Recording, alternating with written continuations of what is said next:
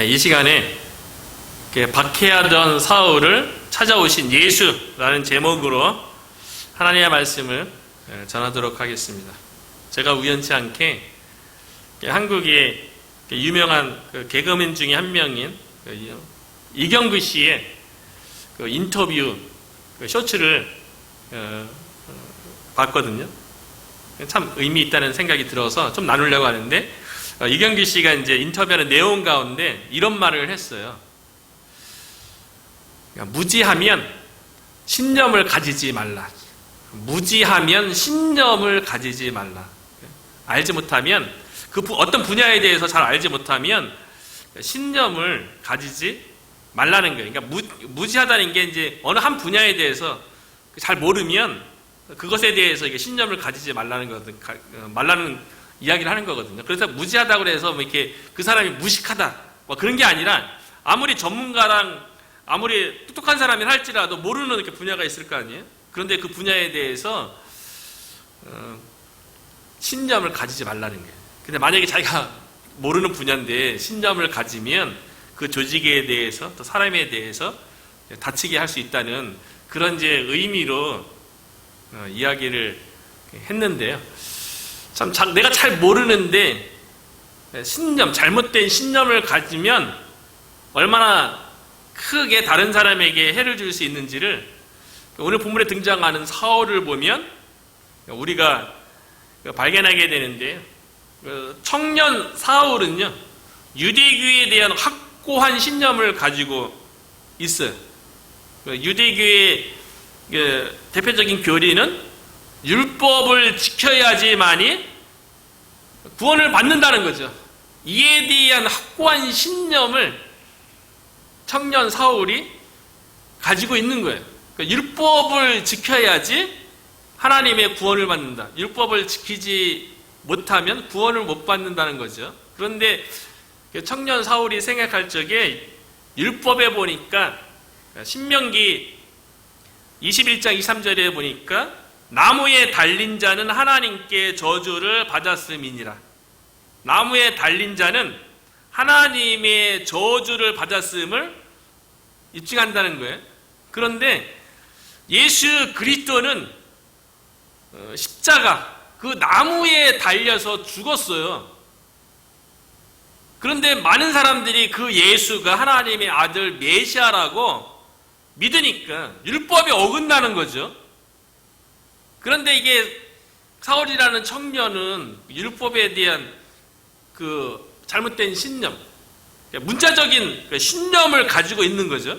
어떻게 예수라는 사람이 나무로 만들어진 십자가에 못 박혀 죽었는데 그 예수를 믿고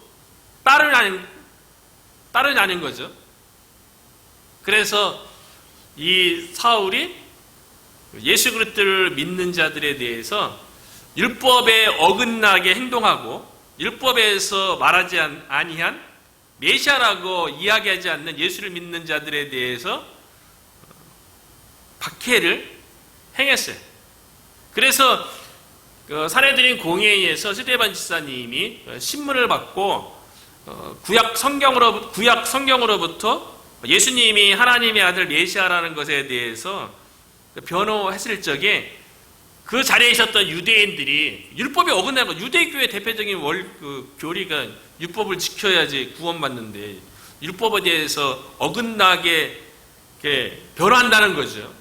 그래서 스데반 집사에 대해서 유대인들이 다 분노해서 돌로 쳐 죽일 적에 그 자리에 청년 사울이 있었어요. 사울이 스데반 집사님이 돌에 맞아 죽는 것은 율법에 의하면 합당하다는 거예요. 스데반 집사님은 하나님 앞에 신성 모독죄를 지어서 율법도 폐하고 뭐 성전도 허물어야 된다는 말도 안 되는 이야기를 한다는 그런 신념 가운데 스데반 집사님은 돌에 맞아 죽어 마땅하다라고 생각했던 청년이에요. 그리고 스데반 집사님이 순교로 인해서 초대교회가 박해가 주어져서 성도들이 이것저것을 막 흩어졌는데요. 이 스데반 집사님이 막 초대교회에 막 핍박이 있을 적에 이 청년 사울이 어떻게 행동했냐면요, 잘못된 신념 때문에 사도행전 8장 3절에 보니까 사울이 교회를 잔멸할세, 완전히 교회를 완전히 없애려고요, 각 집에 들어가 남녀를 끌어다가 옥에 넘기니라. 주변에서 이제 막 사람들이 막 들려오는 얘기가 있겠죠. 저 집에 예수의 도를 따르는 사람이 있다 그러면 무조건 그 집에 들어가서 남자든 여자든 상관없이 무조건 잡아다가 감옥에 집어넣는 일을 한 거예요. 그 예수의 도에 대해서 청년 사울은 무지한 거죠. 예수의 도가 무엇인지, 복음이 무엇인지, 왜 예수님께서 나무로 만들어진 십자가에 못 박혀 죽어야만 했는지에 대해서 알아보려고 하기보다는 그냥 율법에 대해서 맹목적인 신념 때문에 살기가 등등해서 초대교회 가운데 엄청난 박해를 하는데 앞장섰던 인물이 청년 사울인 거죠. 그러니까 이걸 보면, 그러니까 청년 사울은 잘못된 신념만 가졌을 뿐만 아니라 거기다가 열정까지 있는 거예요. 잘못된 신념 자기만 가지고 있으면 그걸로 끝나잖아요. 근데 그 신념에 열정까지 있으니까 막 이렇게 예루살렘 주변에 있는, 예수 믿는다고 그러면 그 아무 집이나 막 들어가서 남녀를 잡아다가 결박하고 막 손발을 묶고 감옥으로 이끌어가는, 그렇게 이제 핍박에 앞장섰던 그런 열정을 드러냈을 뿐만 아니라 스데반 지사님의 박해 때문에 이제 예루살렘 바깥으로 막 그리스도인들이 막 흩어지니까요. 오늘 본문에 보니까 그 흩어진 그리스도인들이 많이 간 데가 어딘가 보니까 다메셋이라는 곳이에요. 그 다메셋은 예루살렘부터 한 240km 떨어졌다는 거예요. 가까운 도시가 아니잖아요. 먼 도시예요. 오늘날 시리아의 수도라고 하는데 그 먼 거리까지 가장 많이 그리스도인들이 가 있다고 한, 흩어진 그리스도인이 있다는 그 다메섹까지 가서 어떻게든 그리스도인들을 잡아오려고, 열정이 대단하죠. 신념에 열정까지 있으면 많은 사람들을 다치게 하고 힘들게 하는 거죠. 저의 고향에 이제 저희 집 옆에 이제 먼 친척이에요. 그리고 저보다 한 살 많은 형이 있었어요. 그 나중에 결혼을 했는데 그 아내가 교회를 다닌다는 거예요. 처음에 뭐 그냥 일반 교회를 다닌 줄 알았어요. 근데 결혼해서 뭐 아들도 낳고 뭐 그랬어요.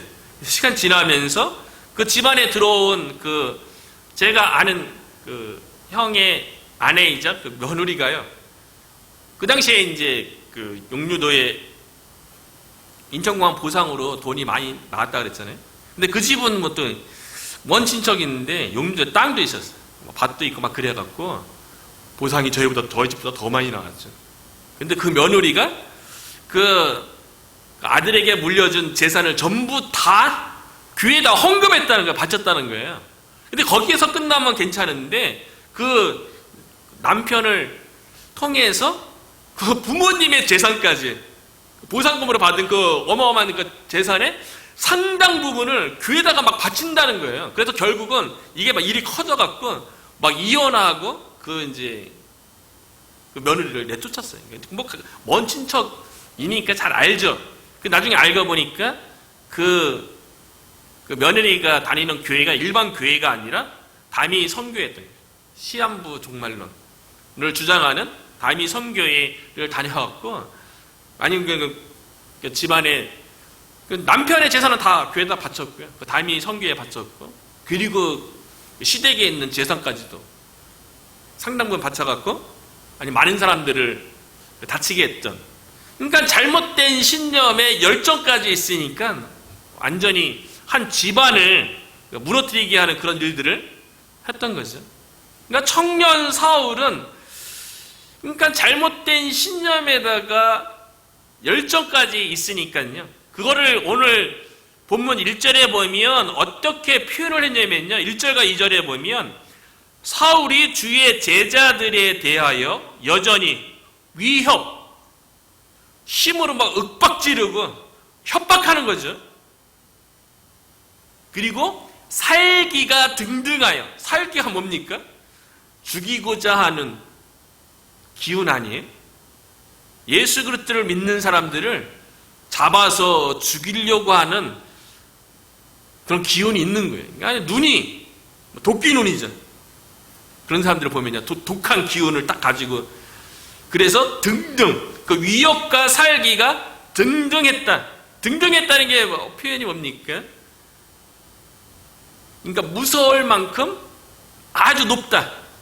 그러니까 그리스도를 보면 어떻게든 윽박지르고 협박하고 잡아서 죽이려고 하는 그 기운이 높은 거예요. 그러니까 어디 한번 나한테 잡혀있기만 해봐라. 막 이런 그 눈과 마음을 가지고 있는 청년이 사울인 거예요. 그리고 그것을 실질적으로 열정을 가지고 행동을 하는데 2절에 보니까 다메섹 여러 회당에 가져갈 공문을 청하니 이는 만일 그 도를 따르는 사람을 만나면 그 도, 예수의 도, 그리스도의 도, 예수님의 가르침에 대해서 따르는 사람을 만약에 만나면 남녀를 막론하고 여자까지, 연약한 여자까지, 남자 여자 중요한 게 아니에요. 나이가 많고 적고 이게 중요한 게 아니에요. 사울은 지금 청년이에요. 남녀를 막론하고 결박해요. 소를 묶는 거죠. 그리고 240km 떨어진 그 먼 거리에서 그리스도인들을 잡아갔고요. 예루살렘으로 데리고 오려고 그래요. 예루살렘에 감옥에 집어넣으려고 하니까요. 이 청년 사울의 눈과 마음이 어떠한지, 그 예수 그리스도에 대한, 그 또 예수 그리스도를 따르는 그 그리스도인들에 대한 그 핍박이, 박해가 얼마나 심했었는지 알 수가 있죠. 특별히 사울은 그가 나중에 빌립보 교회에 보내는 서신에 보면 그가 뭐라고 고백하냐면, 나는 8일 만에 할례를 받았고 이스라엘 족속이요, 베냐민 지파요, 히브리인 중에 히브리인이요, 율법으로는 바리새인이요.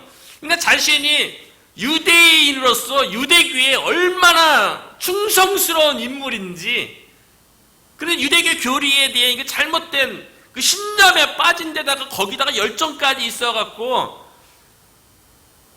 얼마나 호되게 그리스도인들을 핍박했는지를 알 수가 있는 거죠. 거기다가 또 유대교의 최고 지도자라고 할 수 있는 사내들인 공회에서 뭐라고 결의를 했습니까? 예수님의 이름으로 말하지도 말고 그 예수의 도에 대해서 가르치지 말라라고 또 결정을 내렸단 말이에요. 그러니까 바리새인으로서 청년 사울은요, 예수를 믿고 따르는 것에 대해서 이해가 안 될 뿐더러 그들에 대해서, 율법에서 어긋난 그들에 대해서, 그러니까 사울의 마음속에는 그런 생각도 있을지 모르겠죠.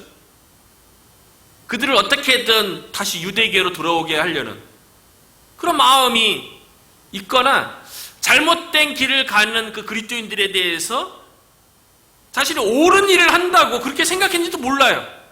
그러니까 이 청년 사울은 교회를 핍박하고 그리스도인들 잡아오는 그 일에 대해서 어쩌면 의기양양인지도 몰라요. 자기가 의로운 일을 하고 어쩌면 하나님께 영광 돌리는 일을 한다고 생각했는지도 몰라요. 그러니까 이게 잘못된 신념이 얼마나 사울의 그 행동을 그릇되게 인도하는지를 볼 수가 있는 거죠. 참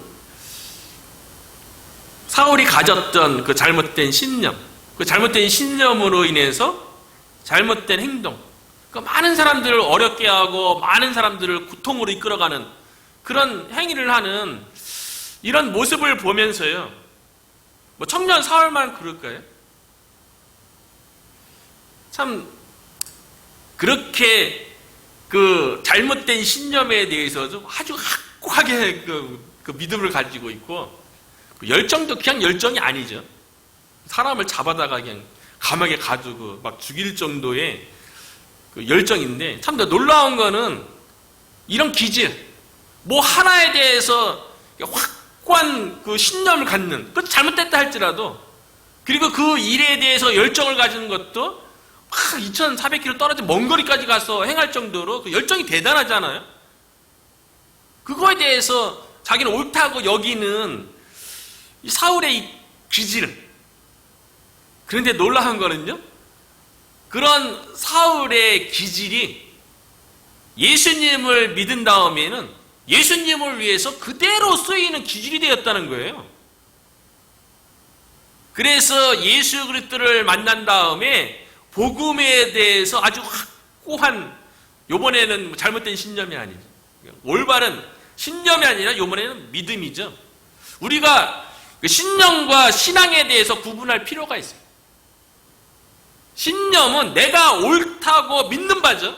신념, 내가 옳다고 믿는 바가 신념이고요. 그러니까 신념은 내가 기준인 거예요. 내가 옳다고 여기니까 내가 기준인 거죠.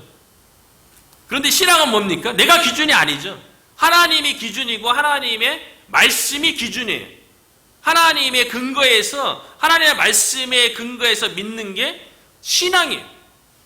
그러니까 사울은 신앙이 아니라 신념을 가했던 거죠. 그러고 보면 참 어떤 누구도 예수 안 믿을 때 가했던 그 기질이요, 참 예수님을 믿으면 참 좋게 쓰임 받을 수 있겠다, 그렇게 생각되는 일들이 많이 있죠. 그래서 예수님 믿기 전에 가졌던 어떤 지식, 근데 이 지식이 잘못된 방향을 가지면 그 지식으로 예수를 부인하고 예수님 믿는 것에 대해서 거부감을 갖게 하기도 하잖아요.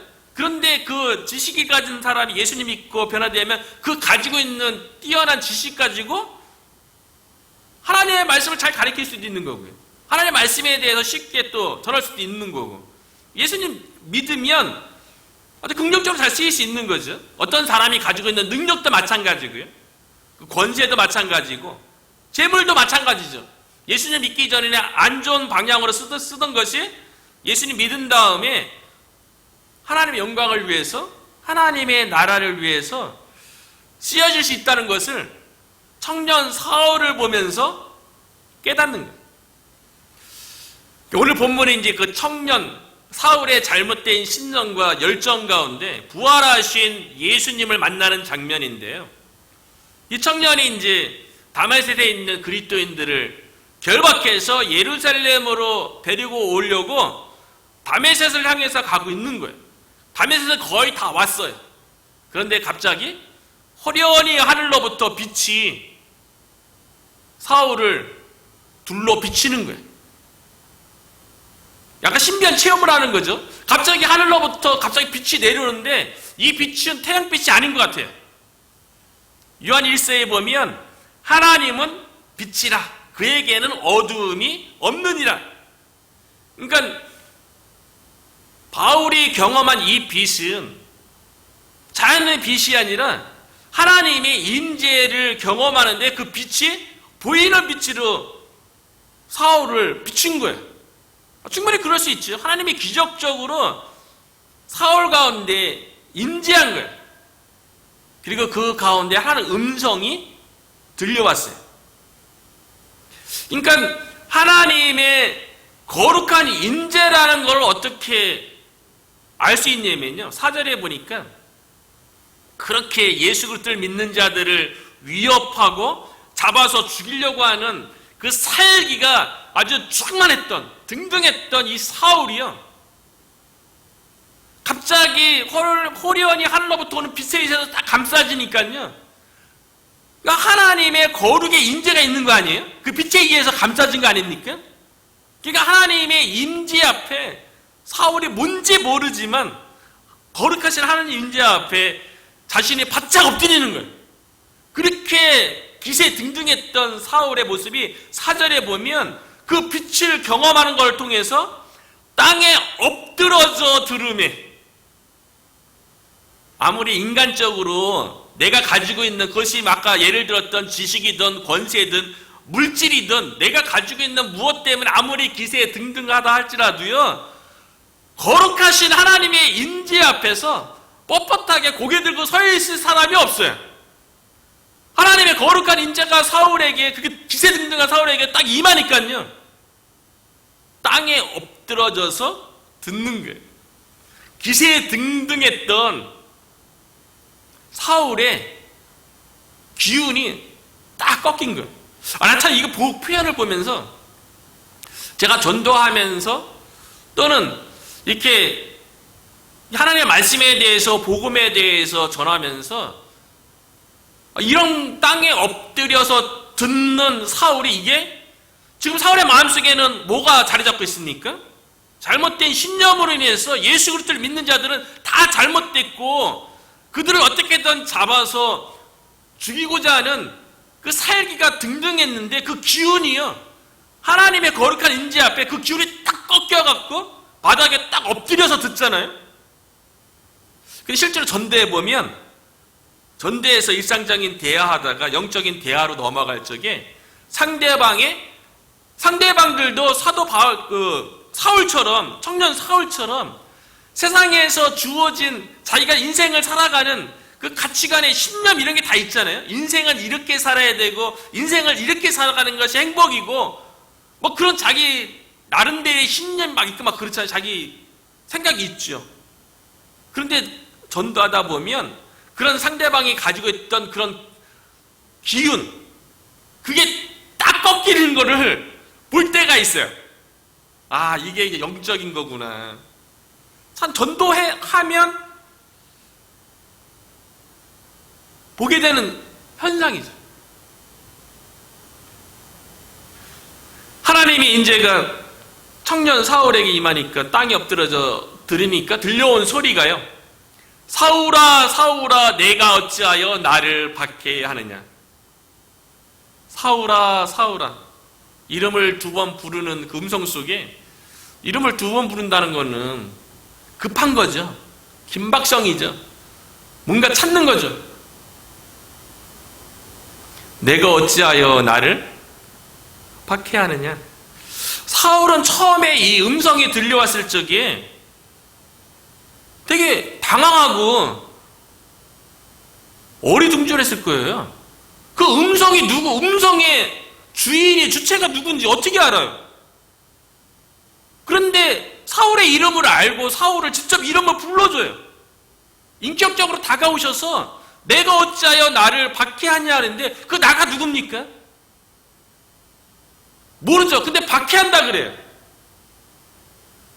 그런데 그 음성 속에 사울이 지금 자신의 발걸음이 잘못됐다는 것을 어느 정도 그 영적인, 모르지만 영적으로 다가오는 그 권세 앞에서 깨닫게 되지 않았을까요? 내가 나를 왜 어찌하여 박해하느냐, 그렇게 음성을 들려주는 주체, 그 주인이 누구인지는 모르겠지만 사울이 지금 다메섹으로 가는 그 도중에 빛을 경험하고 음성을 경험하는데, 그 다메섹을 왜 가고 있습니까? 그리스도인들을 박해하려고 가고 있지 않겠어요? 그 음성을 통해서 아, 내가 지금 가고 있는 이 길이 잘못됐구나, 그거를 깨닫는 거죠. 사울은 자신의 그 신념으로 인해서 지금 다메섹에 가는 그 길이 옳다고 여긴단 말이에요. 오늘날 예수를 믿지 않는 사람들, 우리 주변에 있는 사람들도 자기 인생에 대해서 자기가 옳다고 여기는 대로 다 각자의 길을 가고 있는 거 아니겠어요? 청년 사울처럼 하늘로부터 호련히 빛이 감싸주고 하나님의 음성이 들려오기 전까지는, 하나님의 임재를 경험하기 전까지는 내가 옳다고 가는 이 길이 잘못됐다고 어떤 누구도 깨닫지 못하는 거예요. 하나님의 임재 앞에서만 깨닫는 거죠. 누구나 다 옳은 길을 가는 거죠. 다 행복한 인생을 산다고 그렇게 세상 사람들을 다 그렇게 그 신념 가운데 다 살아가고 있는 거예요. 그런데 사울 같은 경우는 하나님께서 특별히 쓰시기 위해서 선택됐기 때문에 호련한 하늘로부터 내려오는 빛에 의해서 또 예수 그리스도의 음성에 의해서 직접 찾아가서 만나 주셨지만 오늘날에는요, 예수 그리스도의 복음을 통해서 복음을 전하고 예수 그리스도의 증인된 삶을 통해서 세상에서 각자 자신의 신념을 따라 옳은 길을 가고 있다고 얘기하는 그 사람들에게 그들이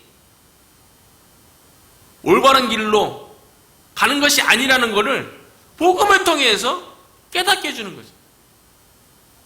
오직 복음 안에만 생명의 길이 있고 구원의 길이 있는 거죠. 예수 그리스도를 믿지 않는 세상 사람들은 결국은 죽음의 길, 사망의 길, 결국은 음부의 길로, 불못의 길로 가는 거 아닙니까? 영벌로 가는 거죠.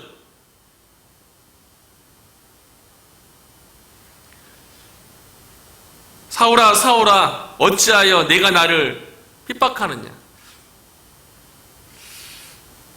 이 음성 속에 그 음성을 들려주는 주체가 누구인지 사울 알죠. 사울 그리스도인들을 핍박하러 가는데, 박해하러 가는데, 그 박해하러 가면은 예수님과 관련이 있다는 걸 왜 모르겠어요. 알죠. 그런데 확실하게 확인하기 위해서 사울이 하나님의 인재 가운데 이렇게 질문하죠. 5절이죠. 대답하되 주여 누구시니까? 주여 누구시니까? 이 주는 예수님이죠. 근데 여기서 주는 로드가 아니에요. 예수님께서 십자가에 못 박혀 죽으시고 3일 만에 부활하셔서 주와 그리스도 되게 하셨느니라. 그렇게 사도행전 2장에 이야기하잖아요. 거기서 얘기하는 주는 로드고요. 하나님이라는 의미고요.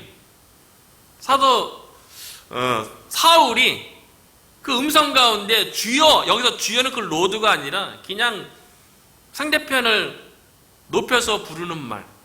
그냥 영어로 하면 sir 정도 되는 거죠. 또는 선생님 이 정도 되는 거죠. 그런데 번역을 주여 누구십니까? 그렇게 질문한 거죠. 확인하기 싶었던 거예요. 그러니까 그 음성의 주체, 주인이 이렇게 대답하는 거예요. 나는 내가 박해하는 예수라. 나는 내가 박해하는 예수라. 청년 사울은 예수님을 만난 적이 없어요. 아니, 예수님을 만난 적이 없는데 어떻게 예수님을 박해할 수 있습니까? 그런데 예수님께서는 첫 사울아 사울아 내가 어찌하여 나를 박해하느냐라고 음성을 들렸던 그 예수님께서 말하기를 내가 나를 박해했다는 거예요. 여기서 들려지는 그 예수님의 음성은 부활하신 예수님의 음성이에요. 부활하신 예수님께서 교회를 핍박하고 위협하는 살기가 등등한 죽이려고 하는 그 기운으로 가득한 청년 사울을 찾아왔다는 거예요. 놀랍죠?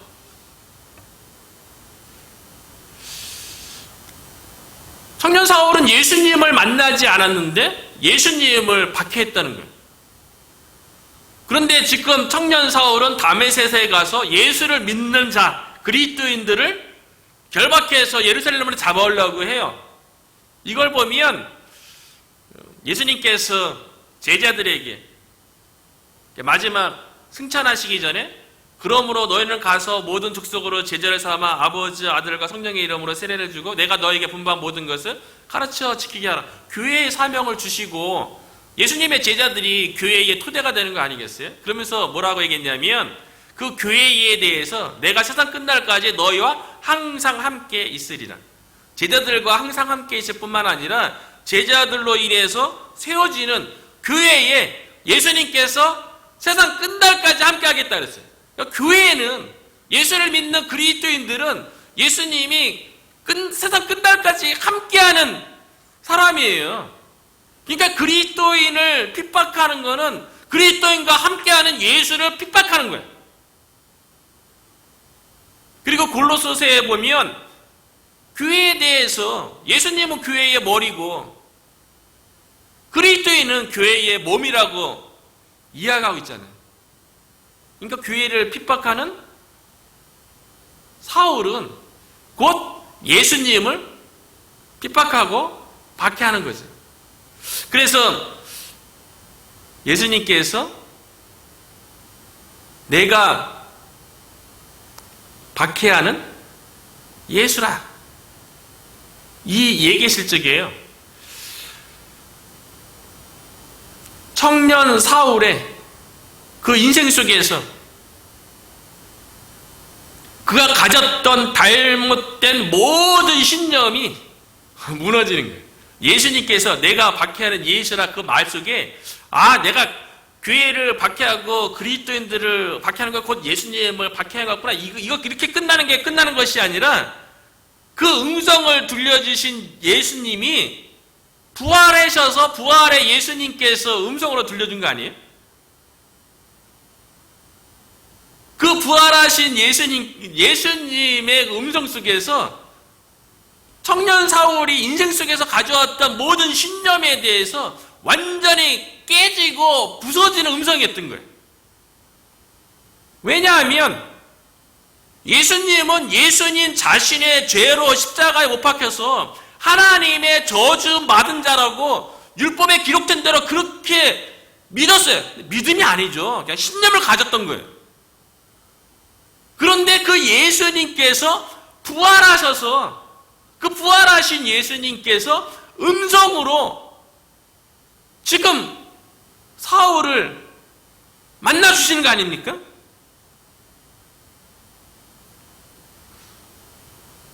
율법에 의하면 예수님은 자신의 죄로 하나님의 저주를 받아서 나무에 달려 죽으셨는데, 지금 보니까 예수님께서 부활하셔서 자신 앞에 음성으로 찾아온 거예요.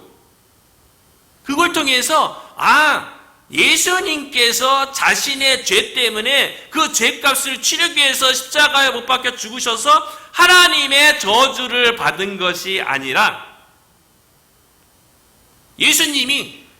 예수님의 따르는 그리스도인들이 얘기하는 것처럼, 또 세례 요한이 선포했던 것처럼, 보라 세상 죄를 지고 가는 하나님의 어린 양이로다. 예수님께서 세상 죄를 지고 하나님의 어린 양으로서 십자가에 못 박혀 죽으심으로 세상 모든 사람들의 죄에 대한 값을 지불하시고, 예수님은 자신의 죄로 십자가에 죽으신 것이 아니기 때문에 예수님이 하나님의 아들 메시아라는 것을 입증하기 위해서 부활하셔서 지금 내 앞에 찾아오셨구나, 이것을 깨닫는 순간이에요. 예수 그리스도를 깨닫는 그 순간 과거의 모든 자기가 가졌던 신념, 가치관, 세계관은 무너지는 거예요. 우리들도 마찬가지죠. 우리가 예수님을 인격적으로 만났을 적에 우리가 그동안에 가졌던, 세상에서 가졌던 그 가치관, 신념, 인생관 다 무너지는 거 아닙니까? 그 예수 그리스도로 인해서 새롭게 우리의 생각과 삶의 의미와 목적이 다 바뀌는 거죠. 부활하신 예수님께서 청년 사울을 찾아오신 이 사건은요, 그래서 로마서 1장 4절에 보면 성결의 영으로는 죽은 자들 가운데서 부활하사 능력으로 하나님의 아들로 선포되셨으니 곧 우리 주 예수 그리스도시니라, 이렇게 사도 바울이 나중에 로마서에 기록하는 걸 통해서요, 부활하신 그 예수님은 하나님의 아들이었기 때문에 십자가에서 죽으셨지만 그것이 하나님의 저주가 아니라는 것을 보여주는 거죠. 오히려 인류의 모든 죄를 희생 제물로 값을 지불하는 사건이었다는 것을 청년 사울이 깨달은 거예요. 이걸 보면요, 청년 사울은 예수님을 핍박했어요. 교회를 핍박하는 걸 통해서 예수님을 핍박했다고 예수님도 말씀하세요. 그런데 그렇게 박해하던 사울을 예수님이 찾아왔다는 거에서 참, 예수님을 만나면, 하나님의 임재 가운데 있으면 사람의 신념, 사람의 생각도 가치관도 확 바뀐다는 것을 알 수 있을 뿐만 아니라요, 그 박해하던 사울을 찾아오신 예수님을 통해서 알 수 있는 것은 뭐냐면, 예수님은 찾아가지 못할 사람이 없구나라는 걸 깨닫는 거예요. 아니, 예수님께서 예수님의 일을 하는데 찾아가신다면 자신을 박해하고 자신에 대해서 잘못된 생각을 가진 그 예수님에 대해서 거부하고 막 그런 사람을 찾아가기보다는 그래도 좀 바탕이 좀 선하고 착하고 좀 세상에서 좀 인격적이고 그런 사람들을 찾아가서 만나주시고 그런 사람을 교회를 위해서 인물로 세우면 더 나을 것 같은데 어떻게 교회에 대해서 박해하고 예수님에 대해서 그렇게 핍박했던 사람을 찾아갔을까? 이걸 보면 예수님이 찾아가지 못할 사람 없다는 것을 깨닫게 되는 거예요. 특별히 이번 주부터 이제 저를 위해서 기도해 주셔야 되지만 노방전도 나가면 많은 사람들 만나잖아요. 그래서 저다가 여러 번 언급도 했지만 사람들 보면 이렇게 저에 대해서 그래도 호의적이고 그래도 그 웃어주는 이런 사람에게 한마디라도 말을 걸고 싶고 대화도 하고 싶고 복음도 전하고 싶죠. 저에 대해서 이게 툭툭대고 말도 싸대고 그런 사람은 가까이 하기 싫죠. 그런데 예수님은 예수님에 대해서 박해하는, 어쩌면 예수님 입장에서 찾아가고 싶지 않은 사람을 찾아간 거 아닙니까? 우리는 어떤 사람을 전도하려고 합니까? 또 어떤 사람이 전도될 수 있다고 생각하십니까? 하나님 입장에서 보면요, 인간은 다 똑같은 거예요. 다 거기서 거긴 거예요. 우리가 인간의 눈에 보기에 어떤 사람은 더 도덕적으로 보이고 어떤 사람은 더 좀 나이스해 보이고 어떤 사람은 더 복음을 잘 받아들일 것처럼 그런 우리의 생각뿐이죠. 또 하나님께서 보시기에, 예수님께서 보시기에는요, 예수님을 박해하는 사람조차도 예수님께서 찾아가서 하나님 인재 가운데 그 사람이 바뀌잖아요. 180도 바뀌잖아요. 그렇게 위협과 살기가 등등했던 사람이 꼬꾸라지잖아요. 그 땅에 엎드려서 듣잖아요.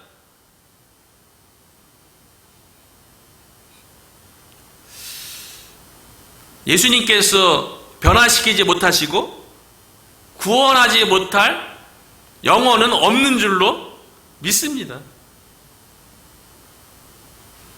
참 사울을 표현하는데 여전히 위협과 살기가 등등했다고 얘기하는데, 그 사울이 빛으로 오신 하나님의 인재 가운데, 부활하신 예수님의 음성 가운데 그가 꼬꾸라지는 걸 보세요. 참 복음의 능력은 사람을 바꿀 수 있는 거예요. 근데 우리가 바꾸지 않을 거라고 생각하는 건 우리의 생각이죠.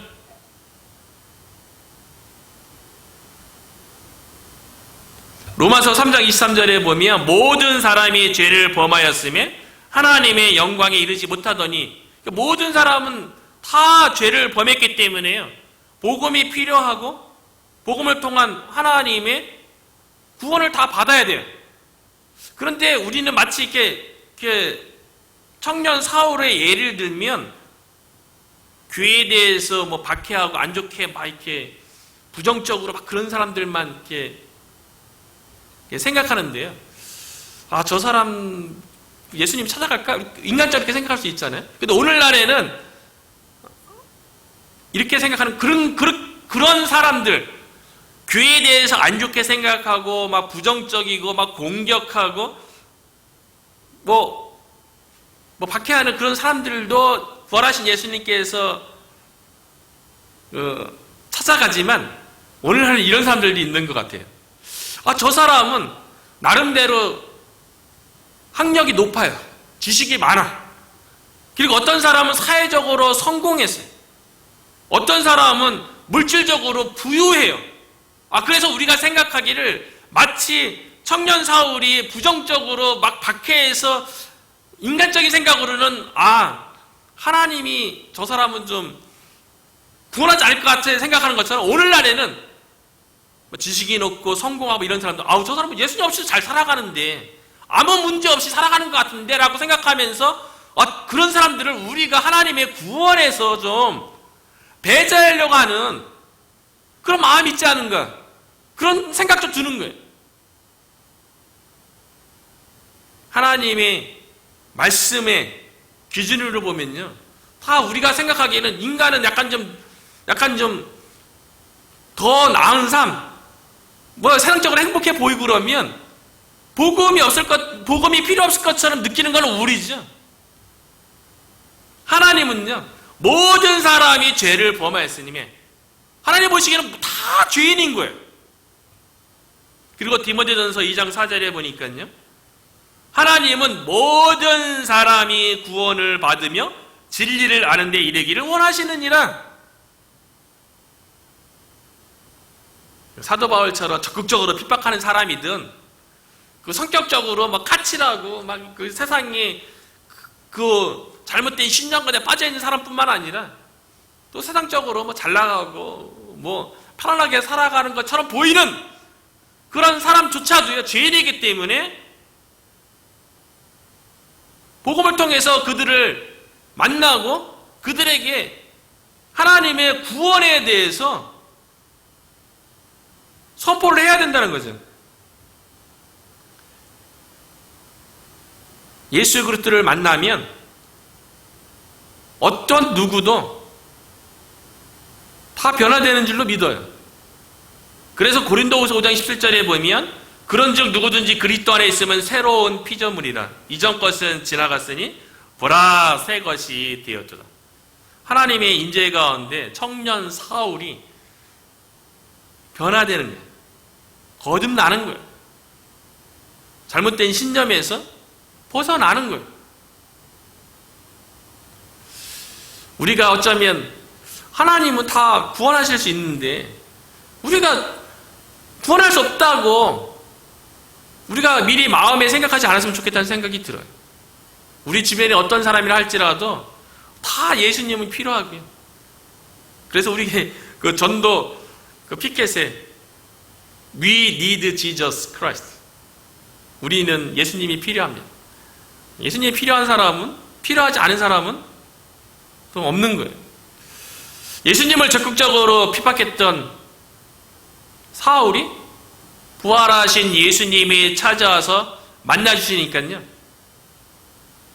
그 하나님의 인재 앞에서, 하나님의 거룩 앞에서 그 빛에 의해서 자신의 어둠이 다 드러나죠. 자신의 잘못된 신념, 죄가 다 드러나니까요, 그 가운데 사울이 회개하는데요, 8절과 9절에 보면 사울이 땅에서 일어나 눈을 떴으나 아무것도 보지 못하고 사람의 손에 끌려 다메섹으로 들어가서 사흘 동안 보지 못하고 먹지도 마시지도 아니하니라. 하나님의 거룩, 하나님의 임재가 얼마나 강렬했으면요, 눈이 보이지 않았어요. 사흘 동안 보지 못하게 하셨어요. 안 보는 게 더 낫죠. 세상 봐서 뭐 하겠어요. 그동안 청년 사울이 세상에 얽매여서 잘못된 신념으로 그렇게 예수를 핍박하고 교회를 핍박하며 살아왔는데 아예 세상을 못 보게 해요. 눈을 막으셨어요. 3일 동안요. 그리고 먹지도 않고 마시지도 않고 육신의 욕구, 육신의 정욕에 대해서 다 끊게 하시고 오직 부활하신 예수님을 만난 그 사건에 대해서,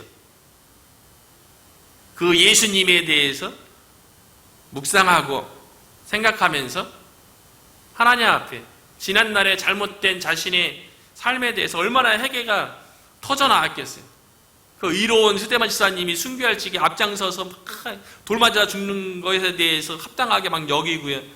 교회가 막 핍박이 있으니까 막 집집마다 돌아다니면서 그리스도인들 막 잡아갖고 결박해갖고 막 감옥에 집어넣고, 그리고 지금은 뭐 다메섹까지 흩어진 그리스도인들 잡아오려고 위협과 살기가 등등해서 가고 있는 자신의 모습이 빛으로 오신 그 예수님에서 그 속에 더러운 것이 다 이렇게 비춰졌을 적에 그 죄를 바라보는 사도 바울이 얼마나 회개했겠어요. 하나님 앞에서. 이번 주부터 노방전도 나가는 건 저 나가지만 여러분들도 기도를 통해서 함께 나간다고 저는 믿고요. 복음을 통하여서 참 우리 주변에 복음이 필요 없는 사람이 어디 있겠어요. 근데 우리가 선입견을 가지고 예수님에 대해서 적극적으로 거부하고 핍박하는 사람이든, 예수님 없이도 나름대로 세상에서 뭐 행복하고 잘 사는 것처럼 보여서 우리가 저 사람은 복음이 좀 필요 없어서 어쩌면 나보다 잘 사는 것 같은데, 이렇게 이제 잘못 생각하는 사람 할 수도 있죠. 그렇게 하면 안 되는데, 그런 사람이 있다 할지라도 모든 사람들을 예수님께서는 찾아가기를 원하는 거죠. 예수님 자신을 핍박하는 사울을 부활하신 예수님께 직접 찾아간 것처럼요.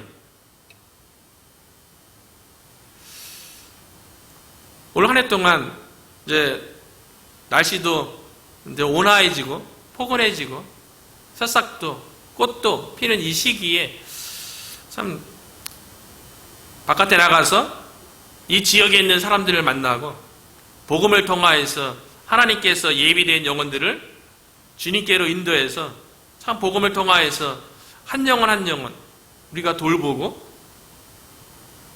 그 말씀으로 그 세움으로 우리 교회가 건강하게 세워지고 이 몽고메리 카운티 가운데 하나님의 나라가 확장되기를, 그 일에 우리가 쓰임받기를 주님의 이름으로 축원합니다.